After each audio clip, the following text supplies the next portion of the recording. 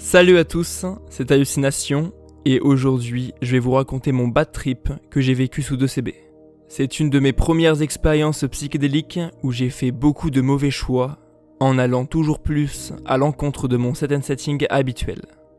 Chronologiquement, ce trip s'est passé le soir même de ma première expérience au 2CB, environ 10 heures après celle-ci. Si cela vous intéresse, l'épisode sur ma première expérience au 2CB est déjà présente sur la chaîne. Je vous invite grandement à aller la voir si vous voulez mieux comprendre le déroulé de cette journée regroupant ces deux expériences. Et si vous souhaitez davantage comprendre celle-ci. La vidéo apparaît maintenant en haut à droite de l'écran. Ce trip s'est également déroulé dans le même environnement physique que l'expérience vécue quelques heures plus tôt, mais dans des conditions bien différentes. Ensuite, pour une meilleure compréhension du contenu qui va suivre, j'aimerais vous expliquer certaines choses sur le 2CB. Le but n'est pas de faire une parenthèse complète sur toutes les infos liées à cette substance, mais plutôt de vous donner les informations essentielles en lien avec cette expérience. D'ailleurs, si le 2CB vous intéresse davantage, j'ai glissé le lien de certaines vidéos informations sur le 2CB en description. Surtout, ne vous précipitez pas, les liens y seront toujours lorsque vous aurez fini cette vidéo. Donc déjà, la tolérance du 2CB est un peu différente des autres psychédéliques. Elle ne va pas s'installer directement, contrairement à celle du L par exemple, qui s'installe en moyenne 1h30 après la prise. Avec le 2CB, il est possible de reconsommer plusieurs heures, allant même jusqu'à plusieurs jours avant que la tolérance ne s'installe complètement. Redrop durant ce laps de temps n'amoindrira que peu les effets. Et c'est pour cela que j'ai procédé ainsi, dans le cadre de mon expérience. Je voulais expérimenter cette tolérance plutôt particulière, tout en explorant cette substance plus en profondeur au fil de la journée. Dans cette vidéo, j'ai consommé le 2CB par voie orale et non par voie nasale, car le 2CB est extrêmement douloureux à consommer en sniff et peut causer de sérieux dégâts aux voies nasales. De plus, ces deux modes de consommation se différencient aussi de par leur dosage, leur durée et la puissance de leurs effets. En sniff, le produit va monter plus vite. Les effets ressentis vont être plus intenses, mais vont durer moins longtemps. Après, cela est aussi valable pour bien d'autres substances. Dernière parenthèse, les effets du 2CB sont souvent perçus comme étant un mélange entre la MD et le L. Je tiens juste à rappeler que bien que les effets soient similaires, ce ne sont absolument pas les mêmes. De plus, le 2CB est souvent conseillé comme étant la substance à essayer en premier afin d'entrer en douceur dans le monde des psychédéliques.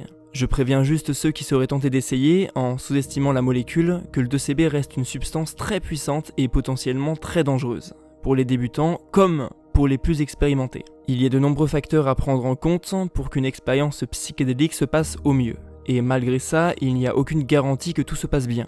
Cela vaut pour toutes les substances, et je le répète, y compris pour celle-ci.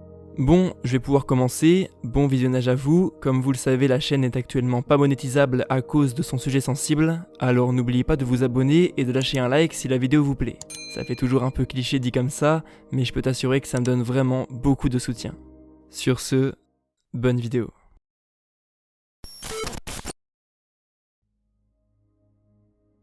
Il y a de ça quelques heures, j'ai testé le 2CB pour la première fois. J'ai eu accès à une expérience plutôt douce et agréable en consommant une faible dose du produit. L'après-midi continue et je sens bien que cette expérience ne m'a pas grandement impacté en vue de son manque d'intensité. Ceci dit, le 2CB étant assez stimulant, je ressens tout de même une importante fatigue. Cette fatigue persistera tout en s'amplifiant naturellement le long de la journée. En fin d'après-midi, je décide de potentiellement prévoir une deuxième expérience avec cette substance, pour l'explorer davantage tout en testant cette tolérance assez particulière expliquée plus tôt. J'en profite pour me renseigner un maximum sur le 2CB afin d'avoir toutes les informations possibles pour éviter toute hésitation lorsque je serai sous les effets de la substance. En début de soirée, je me rends compte que j'ai plutôt mal au ventre. En vue de l'expérience passée, j'avais très peu mangé dans la journée. Je décide donc de manger quelque chose, pour ne pas avoir le ventre vide durant l'expérience et donc éviter toute gêne à ce niveau-là. Je m'enfile donc un assez grand repas. Ensuite, afin de ne pas retarder la montée des effets à cause de la digestion, j'attends un peu plus de 3 heures à partir du moment où je quitte la table pour consommer le produit. À cette époque, tous mes trips s'étaient passés en intérieur. J'ai donc décidé de vivre celui-ci en extérieur, pour changer, malgré que je n'étais pas fan de l'idée. Ayant fait ce choix, je profite donc de ces quelques heures pour préparer mon setting. Je prépare alors des affaires pour me rendre en pleine nuit dans les rues de ma ville. Je prends donc une enceinte, une batterie externe chargée, ainsi qu'un câble pour recharger quelconque appareil en ayant besoin. Je rajoute une bouteille d'eau pour m'hydrater, ainsi qu'un casque pour écouter de la musique, sans créer de nuisances sonores. Puis je regroupe toutes ces affaires dans un sac à dos avant de m'habiller en me couvrant comme il le faut. Maintenant que je suis bien préparé, du moins je pense l'être, je m'apprête à aller chercher le produit pour le consommer. Je dispose d'un cachet coloré dosé à environ 24 mg de 2CB. Une fois le produit sous les yeux, je sors une lame chirurgicale afin de le couper proprement en deux. Je me retrouve avec une belle moitié, pas très compacte mais plutôt effritée. Je pense alors dans la logique prendre environ 12 mg, mais vous allez pouvoir constater qu'en vue des effets ressentis, il devait y avoir beaucoup plus. Car il faut savoir que ce n'est pas parce que l'on coupe le cachet en 2 ou en 3 que l'on obtient des doses égales. Le produit peut être mal réparti dans celui-ci, il peut donc y avoir une moitié contenant 1 à 2 mg et l'autre avec tout le reste. Bien évidemment, cela reste un exemple. À présent, il est environ minuit, l'heure de consommer est arrivée. Je m'apprête à avaler le produit avec de l'eau lorsque je ressens une dernière hésitation. Je décide tout de même de consommer le produit malgré mon importante fatigue mentale, ainsi que l'appréhension grandissante que je ressens à ce moment-là. À la suite de ça, je prends mon sac à dos avant de me diriger vers ma porte d'entrée pour aller dehors. Une fois à l'extérieur, je décide de me rendre en centre-ville. Je marche donc une vingtaine de minutes avant d'y arriver. Sur le chemin, n'étant pas dans mon environnement habituel, je commence un peu à stresser. Je décide alors d'appeler un ami de l'époque, histoire de me changer les idées et de me sentir moins seul. Par chance, il répond directement. J'entame donc la conversation avant de lui expliquer la situation. Il me dit qu'il comprend en restant à l'écoute. Après quelques minutes à lui parler, j'arrive dans le centre-ville. Il n'y a vraiment personne. En plus, il fait assez sombre. Déjà que je ne me sens pas serein à l'approche de l'expérience, l'environnement, lui, ne m'aide pas non plus à me sentir mieux. Soudain, en marchant, je sens que quelque chose se passe. Je ne peux pas encore déterminer quoi, mais j'ai l'impression d'être différent et que mon environnement l'est aussi. Je commence à me sentir lourd, cela devient limite désagréable. Par instinct, mon corps me dit de m'asseoir. J'aperçois alors un banc au loin. Je me dirige donc vers celui-ci, mais en approchant, je décide de renoncer de m'y asseoir. Car sur l'instant, je perçois ça comme une défaite. En effet, à cette époque, j'avais vécu toutes mes dernières expériences assis en intérieur. Et à chaque fois que j'essayais de me mettre debout, je me sentais très mal d'un seul coup. Et même si ça peut paraître bête dit comme ça, je ne comprenais pas pourquoi les autres consommateurs, eux, y arrivaient. Je me suis alors forcé durant cette expérience à faire ces différentes choses que je n'avais jamais osé faire avant, en trip, mais qui allaient à l'encontre totale de mon set and setting de l'époque. Je trace alors mon chemin en m'enfonçant toujours un peu plus en centre-ville. Plus le temps passe, et plus je me sens bizarre. Je commence à me sentir mal et avoir envie de vomir. Quelques mètres plus loin, en arrivant près d'un bar, je commence à tirer au cœur. Je me dis alors que c'est le stress, et que si j'arrive à le comprendre, cela va sûrement s'arrêter. Mais quelques secondes plus tard, je commence à vomir sur le sol. Je panique alors d'un coup en rebroussant immédiatement chemin. Sur la route du retour, en essayant de me dépêcher pour rentrer le plus vite chez moi, je me mets à vomir tout en courant. Je remarque que depuis que j'ai commencé à vomir, j'ai totalement oublié que j'étais sous 2CB. J'étais tellement focalisé sur l'instant présent à cause de ce qui se passait que tous les effets ressentis il y a une dizaine de minutes avaient complètement disparu. Après une dizaine de minutes de marche, j'arrive en bas de chez moi. Je ne vomis plus, et je me sens très bien. J'espère de tout cœur que ce qui vient de se passer ne se reproduise pas, tout en stressant tout de même à l'idée que cela revienne. J'arrive chez moi, puis je dépose mes affaires, avant de préparer le terrain au cas où je revomisse. Je me dirige donc vite vers les toilettes et y installe un oreiller sur le sol, pour ne pas avoir mal aux genoux à force d'y rester. Je prévois aussi une chaise bien confortable à l'entrée de la pièce, au cas où je voudrais m'asseoir afin d'avoir un peu de confort. Puis j'installe sur le sol, à côté des toilettes, une bouteille d'eau et du sopalin pour m'hydrater et répondre à certains besoins. Je vous présente mon set and setting personnalisé à ce style de situation. Une fois ceci fait, je retourne dans mon salon, encore sous le choc de mon début d'expérience qui a mal commencé. Je remarque que je ne ressens toujours pas le moindre effet. Comme si ce qui s'était passé avait temporairement bloqué le trip, qu'il l'avait mis en pause. Je me pose alors devant la télé et lance une musique de Lewanski. L'ivresse des montagnes. La musique est douce, mais à la fois très rythmée. Elle arrive à me calmer peu à peu, mais ça ne me change pas les idées pour autant. Je me sens de plus en plus dans l'inconfort. Je décide donc de me lever en laissant la musique tourner, avant de me rendre aux toilettes, où je m'apprête, sans le savoir, à y passer un long moment.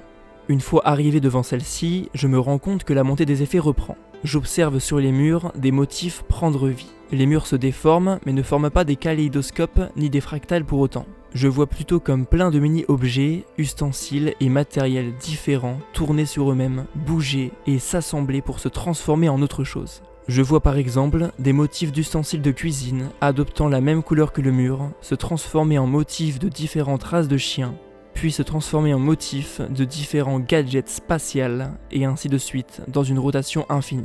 À cette époque, je n'avais jamais consommé quelconque psychédélique hallucinogène. Je ne savais donc pas à quoi m'attendre. À présent, je me rends compte que ce que j'ai vu sous 2CB n'a rien à voir avec ce que j'ai pu voir sous L.